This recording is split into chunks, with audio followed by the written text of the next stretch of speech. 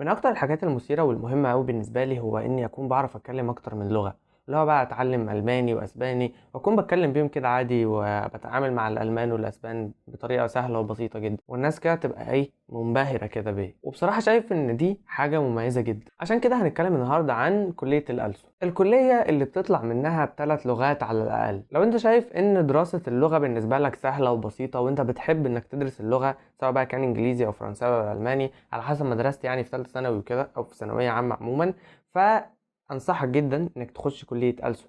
ولازم تخش كليه ألسن. كليه ألسن بتدخلها من علمي وادبي، سواء بقى كنت علمي علوم او علمي رياضه او ادبي فانت هتدخل الكليه دي عادي، على الرغم من ان الكليه دي كليه ادبيه باعتبار ان هي يعني كليه ادبيه، لان هي اصلا تعتبر كليه قمه اللي بتوع الادبي او عند الادبي يعني، بحيث ان هي بتبقى في التنسيق اعلى شويه من بقيه الكليات، وفي الغالب بتيجي سياسه واقتصاد بعدين ألسن على طول، فدي تعتبر من كليات القمه. بس طبعا مفيش حاجه اسمها كليات قمه، خلاص احنا اتفقنا على الموضوع ده. مفيش حاجه اسمها كليات قمه وكليات قاع، هي كلها كليات بس باختلاف التنسيق بتاعها. اي حاجه بتعلى فوق فاحنا بنقول عليها كليات قمه عشان التنسيق بتاعها بيبقى عالي شويه. فالكليه دي بتقدر تدخلها من علم علوم او علم رياضه او ادبي، وكمان الكليه دي بتتخصص فيها من اول سنه. بتتخصص ازاي بقى من اول سنه؟ عن طريق حاجه اسمها تنسيق داخلي. يعني انت خلاص بعد ما خلصت ثانويه عامه والنتيجه طلعت، بتروح تعمل حاجه اسمها تنسيق، بتختار رغبات فهتجيلك كليه ألسن.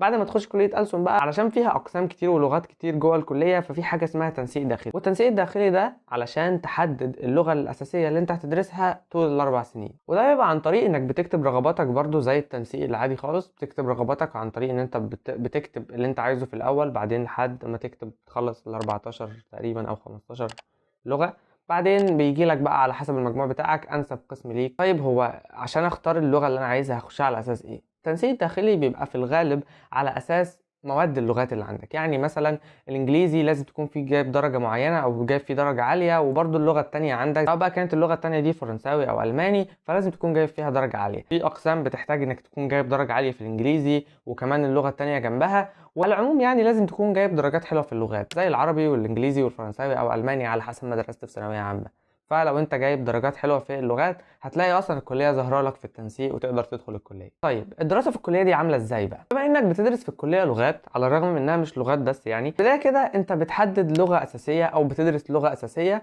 وجنبها لغه فرعيه، وبالاضافه الى اللغه الام بتاعتك او اللغه العربيه يعني اللي هي لغه عربيه. اول حاجه اللغه الاساسيه دي بتدرس فيها كل حاجه، زي بتدرس فيها العادات والتقاليد بتاعت الشعب اللي بيتكلم اللغة دي، بتدرس أدب وحضارة ودراما وقصص، بتدرس كل حاجة بقى مهمة باللغة وبالشعب وبثقافة البلد. وطبعا لازم تطلع من اللغة دي بأنك بتعرف تتكلمها كويس وتعرف تكتبها، وكمان تعرف تترجم من اللغة العربية للغة دي أو من اللغة دي للغة العربية ترجمة كده أو العكس يعني. تاني حاجة اللغة الفرعية. اللغة الفرعية دي بتدرس فيها نفس اللغة الأساسية كده، بتدرس فيها القواعد والجرامر وبعض الحاجات الأساسية عن اللغة، بس مش بتدرس فيها كل حاجة زي اللغة الأساسية، يعني بتبقى بشكل أقل شوية من اللغة الأساسية دي ومش بأهمية اللغة الأساسية في الدراسة في الكلية. أما بقى اللغة الأم واللغة الفرعية فاللغة دي كده اللي هو بتذاكرها قبل الامتحانات، يعني مش حاجة، لأن أنت كده بتبقى عارف بقى معظم الأساسيات بال 12 سنة أو 12 سنة تعليم قبل الكلية. طيب اللغة الأساسية دي زي ما قلنا عن طريق التنسيق، إن أنت بتختارها عن طريق تنسيق ورغبات والحاجات دي كلها. أما اللغة الفرعية بتبقى اختياري، بتبقى من اختيارك أنت، بتختار أي لغة تدرسها كلغة فرعية جنب اللغة الأساسية بتاعتك اللي هي أصلا جاية عن طريق التنسيق أو عن طريق مجموعك. تعالى بقى نشوف إيه الأقسام وإيه اللغات اللي موجودة في الأقسام دي. أيوة في أقسام فيها أكتر من لغة، فتعال نشوف إيه الأقسام اللي موجودة في الكلية. أول حاجة موجودة في الكلية هو قسم عربي، وقسم عربي ده موجود منه اتنين. ايوه في عربي علشان الغير ناطقين باللغه العربيه، سواء بقى كان اجانب او ناس مش من البلد او مش بينطقوا عربي مش بيتكلموا عربي جايين يدرسوا في الكليه دي، فبالتالي هيدرسوا كل حاجه في اللغه دي بالظبط. كل حاجه بقى حضاره وثقافه وكل حاجه وعادات وتقاليد وادب وشعر وكل الحاجات دي، فهيدرسوا اللغه بحيث ان هم يتكلموا بيها بشكل كويس جدا ويقدروا يترجموا من عربي لاي لغه تانية ايا كان بقى لغتهم الام والعكس.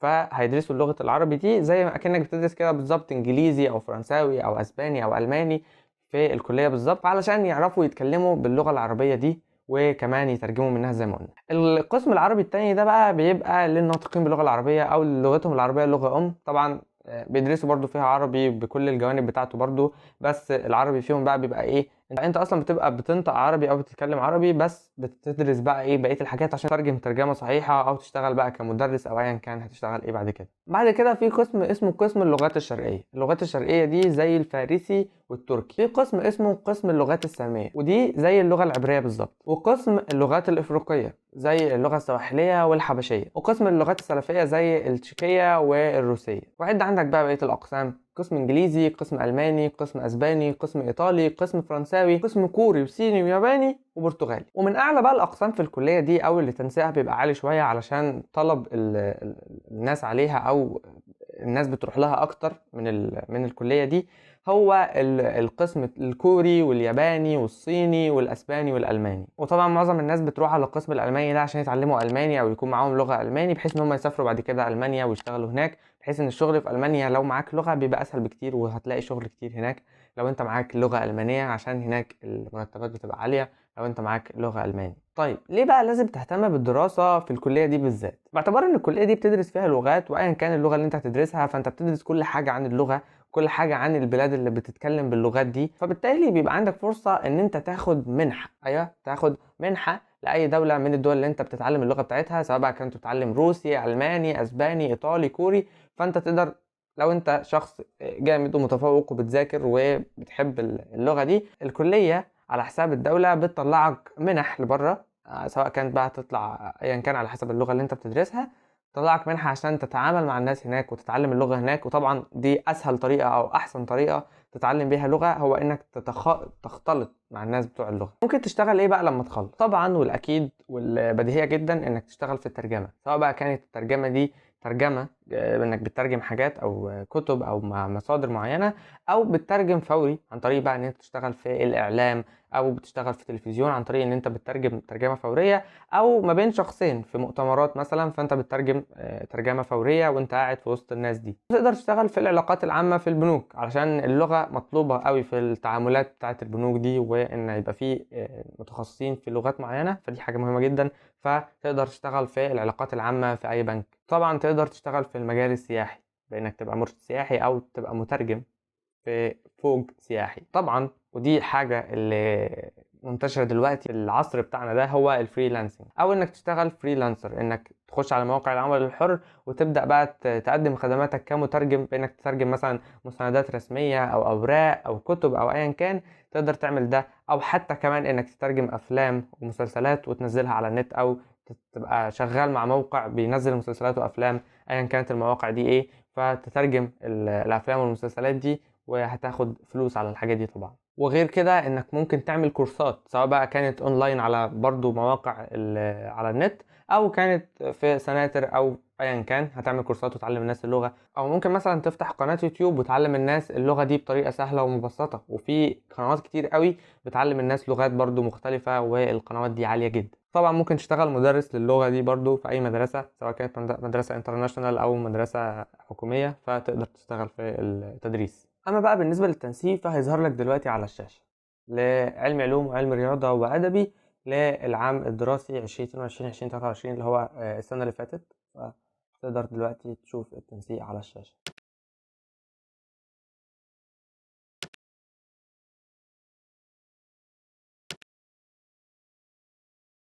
وبس كده، حاول بقى تجتهد على قد ما تقدر في الكليه دي، وتجيب اخرك في الكليه بمعنى اصح، علشان ربنا يكرمك وتلاقي شغل مناسب ليك. وبرضو الكورسات جنب الكلية ممكن تكون حاجة كويسة بالنسبة للكلية دي، علشان اللغات تعلمها يبقى أسرع، أو تتعلم اللغة أسرع، وتبقى ملم بالموضوع كده. ففي معظم أصلا الكليات عموما، يعني مش كلية ألسن أو أي كلية بعينها، التعلم فيها بيبقى سيلف ليرنينج من الآخر، يعني اللي هو أنت مش بتتعلم كل حاجة في الكلية، فأنت ممكن تجتهد على نفسك، سواء بقى أنت هتتعلم ده اونلاين مثلا عن طريق يوتيوب، او عن طريق اي منصة، سواء بقى مدفوع او غير مدفوع. فانت لازم تطور نفسك وتجتهد مع نفسك بعيدا عن الكلية، مش بس سايب نفسك كده مع الكلية واللي بتدرسه في الكلية. وكل حاجة دلوقتي تقدر تتعلمها ببلاش ومجانا عن طريق النت، مش يوتيوب بس، عن طريق النت عموما. وبس كده، كان معاكم محمد عبده، ودي كانت كل حاجة عن كلية ألسن. متنساش تعمل سبسكرايب ولايك وشير، او تكتب كومنت لو احتجت اي حاجة،